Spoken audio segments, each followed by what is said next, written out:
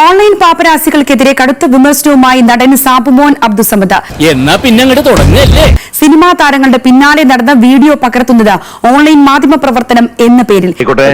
ഇന്ന് നമുക്ക് ഇവിടെ തന്നെ കൂടാ, എല്ലാം അറിഞ്ഞിട്ട് തന്നെ കാര്യം. നമ്മളെല്ലാവരും കാണുന്നതാണ് ഓൺലൈൻ മീഡിയകളിൽ സാധാരണ അങ്ങോട്ടാണ് ആക്ടേഴ്സിനാണ് വിഷ്വൽ എടുക്കുന്നത്. പക്ഷെ സാബുമോൻ നേരെ തിരിച്ചായിരുന്നു കഴിഞ്ഞ തവണ ചെയ്തത്. എന്താണ് അങ്ങനെ ചെയ്യാൻ തോന്നിയത്?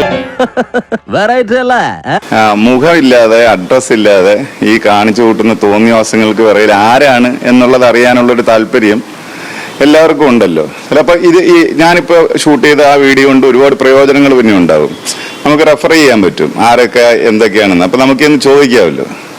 അങ്ങനെ രേഖപ്പെടുത്താൻ വേണ്ടി ഞാൻ എടുത്തതാണത്. മുഴുത്തവന്റെ കഴപ്പല്ലേ എളിയവന്റെ പിഴപ്പ്. സമാധാനമായിട്ടൊരു സ്ഥലത്തേക്ക് പോകാം എന്നുള്ളൊരു ഒരു സ്വാതന്ത്ര്യം ഇല്ലാതായി പോകുന്ന ഇവര് കാരണം. ഒരു കോയമ്പത്തൂര് ഒന്നല്ല 2 ടിക്കറ്റ്. നീ കേറി അതേ ബസ് സ്റ്റോപ്പിൽ നിന്ന്. അണ്ണാ ഒരു നിമിഷം. നീ എങ്ങോട്ടാണോ അങ്ങോട്ടാണ് ഞാനും. ഒരു വേദിയിൽ ഇരിക്കുമ്പോഴോ അല്ലെങ്കിൽ എവിടെയെങ്കിലും പോകുമ്പോഴോ ഒക്കെ മനുഷ്യരാണ്.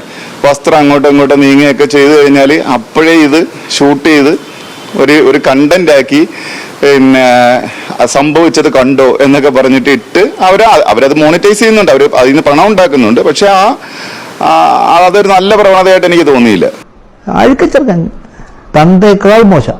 ഒപ്പം തന്നെ ഈ ആംഗിളുകളുടെ ഒരു പ്രശ്നം കൂടിയുണ്ട്. പലപ്പോഴും ഒരിക്കലും നേരെ ഇത് പകർത്താറില്ല.